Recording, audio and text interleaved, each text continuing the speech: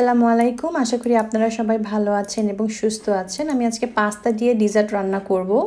আপনাদেরকে এখন দেখিয়ে দেব স্টেপগুলো। সবচেয়ে প্রথমেই আমি একটা বাটিতে সুপারমার্কেট থেকে রাইস শেপের পাস্তা কিনে নিয়েছিলাম। সেখানে আমি আধা বাটি পরিমাণ পাস্তা আমি নিয়ে নিলাম। দেখতে ঠিক এরকম দেখাচ্ছে, শেপটা পুরো রাইসের মতো। এই জন্য আমি ডিসাইড করেছি যে এই পাস্তা দিয়ে আজকে আমি এই ডেজার্টটা রান্না করব।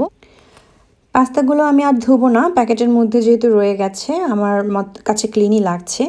এরপরে আমি 2টা লং লাইফ মিল্ক নিয়ে নিয়েছি। আপনারা তাহলে ফ্রেশ মিল্কও ইউজ করতে পারেন।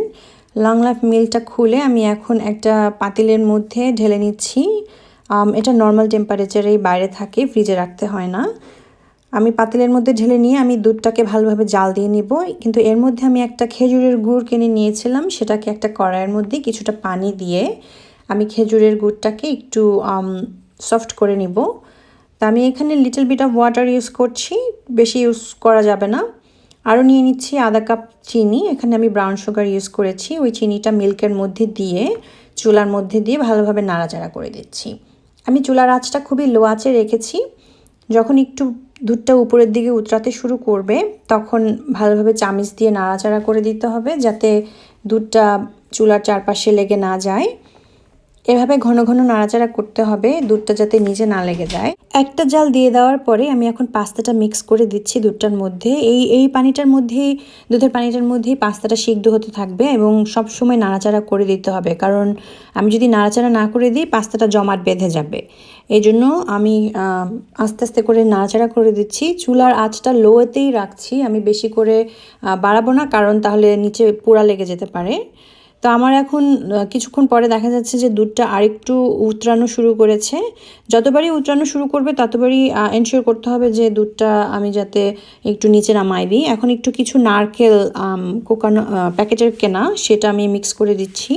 এটা অপশনাল, আপনারা পাস্তার সাথে এই ডেজার্টটার সাথে নারকেল না খেতে পছন্দ করলে ইউজ না করলেও চলবে। এরপরে আমি এখন আমার যে গুড়টা আমি কুকিং করছিলাম সেটাতে ফিরে গেলাম। দেখছি যে প্রায় মেল্ট হয়ে গেছে একদম। এইটাই আমি এখন মিশাবো পাস্তাটা যখন এন্ড হবে কুকিংয়ের সময়। এখন এটার মধ্যে একটা এলাচি, 2টা তেজপাতা মিক্স করে দিচ্ছি। আপনারা চাইলে দারচিনিও ইউজ করতে পারেন জাস্ট ফ্লেভারের জন্য, এবং গন্ধটাও খুব সুন্দর হয়। পাস্তাটা প্রায় সিদ্ধ হয়ে উঠেছে। আমি এখন নাড়াচাড়া করে আপনাদেরকে দেখিয়ে দিব যে পাস্তাটা কতটুকু সিদ্ধ হয়ে গেছে। একটা ভেঙে দেখিয়ে দিচ্ছি, ঠিক এরকম হয়েছে। এভাবে 10 মিনিটের মতো পাস্তাটা কুকিং করার পরে আমি কিছুটা বাদাম অ্যাড করে দিচ্ছি। আমি এখানে আলমন্ড বাদাম ইউজ করেছি, আপনারা যে কোনো বাদামই ইউজ করতে পারেন। আমি ডেকোরেশনের জন্য আরও কিশমিশ এবং আরও কিছু নারকেল পরে ইউজ করব।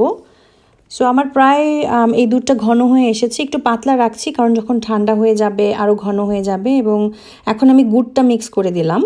গুড়টা মিক্স করে দেওয়ার কারণে কালারটা পুরো চেঞ্জ হয়ে গেছে।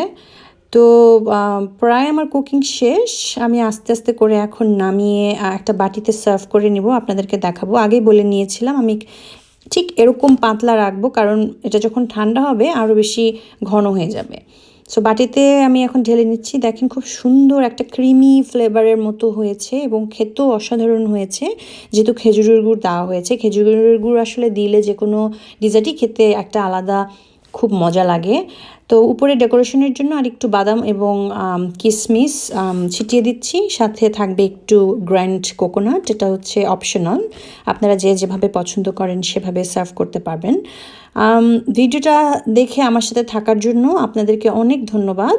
আশা করি ভিডিওটা দেখে আপনাদেরকে ভালো লেগেছে। আর যদি ভালো লেগে থাকে প্লিজ লাইক, শেয়ার এবং সাবস্ক্রাইব করবেন আমার চ্যানেলে। আজকের মতো আমি এখানেই বিদায় নিচ্ছি। আল্লাহ হাফেজ। আবার দেখা হবে আরেকটা নতুন ভিডিও নিয়ে।